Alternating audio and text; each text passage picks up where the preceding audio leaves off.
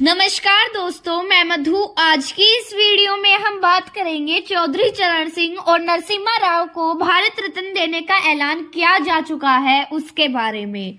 तो चलिए शुरू करते हैं। इस साल सर्वोच्च नागरिक सम्मान के लिए 5 हस्तियों के नाम का ऐलान किया जा चुका है।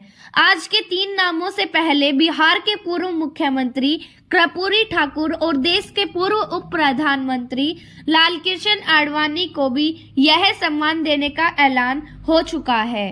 केंद्र सरकार ने पूर्व प्रधानमंत्री चौधरी चरण सिंह और पीवी नरसिम्हा राव को सर्वोच्च नागरिक सम्मान भारत रत्न देने का ऐलान किया है। वैज्ञानिक MS स्वामीनाथन को भी भारत रत्न देने का ऐलान किया गया है। प्रधानमंत्री नरेंद्र मोदी जी X पर इसका ऐलान कर चुके हैं। प्रधानमंत्री मोदी एक के बाद एक 3 ट्वीट कर के तीनों हस्तियों के बारे में लिखते हुए उन्हें यह सम्मान देने की घोषणा की है। इससे पहले बिहार के पूर्व मुख्यमंत्री कर्पूरी ठाकुर और देश के पूर्व उप प्रधानमंत्री लालकृष्ण आडवाणी को भी यह सम्मान देने का ऐलान हो चुका है। आडवाणी को छोड़कर बाकी चारों हस्तियों को मरणोपरांत यह सम्मान दिया जाएगा।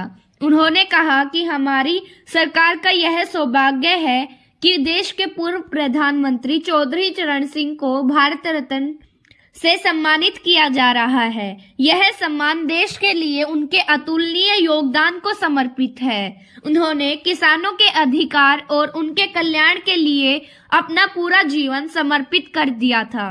उत्तर प्रदेश के मुख्यमंत्री रहे हो या फिर देश के गृह मंत्री और यहाँ तक कि एक विधायक के रूप में भी उन्होंने हमेशा राष्ट्र निर्माण को गति प्रदान की है। वे आपातकाल के विरोध में भी डटकर खड़े रहे हैं।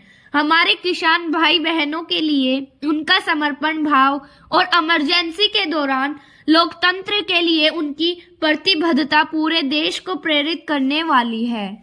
पीएम मोदी ने यह भी लिखा है कि यह बेहद खुशी की बात है कि भारत सरकार कृषि और किसानों के कल्याण में उल्लेखनीय योगदान के लिए डॉक्टर MS स्वामीनाथन को भारत रत्न से सम्मानित कर रही है।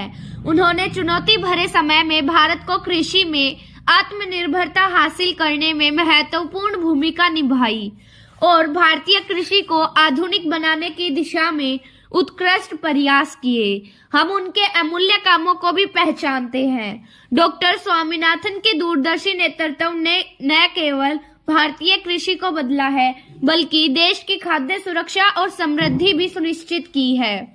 वह ऐसे व्यक्ति थे जिन्हें मैं करीब से जानता था और मैं हमेशा उनकी अंतर्दृष्टि और इनपुट को महत्व देता था।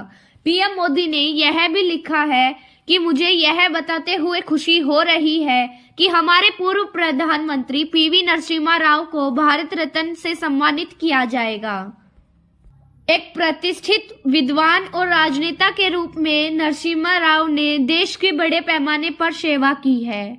उन्हें आंध्र प्रदेश के मुख्यमंत्री, केंद्रीय मंत्री और कई वर्षों तक संसद और विधानसभा सदस्य के रूप में किए गए कार्यों को आज भी याद किया जाता है। उनका दूरदर्शी नेतृत्व भारत को आर्थिक रूप से उन्नत बनाने, देश की समृद्धि और विकास के लिए एक ठोस नींव रखने में सहायक था।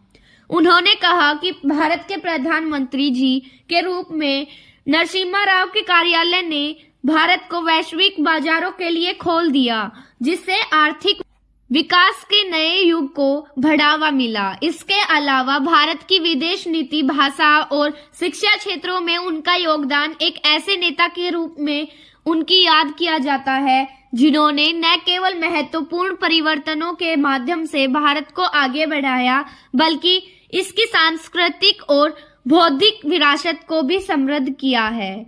करीब 68 साल पहले शुरू हुए इस सर्वोच्च सम्मान से अब तक 53 हस्तियों को सम्मानित किया जा चुका है।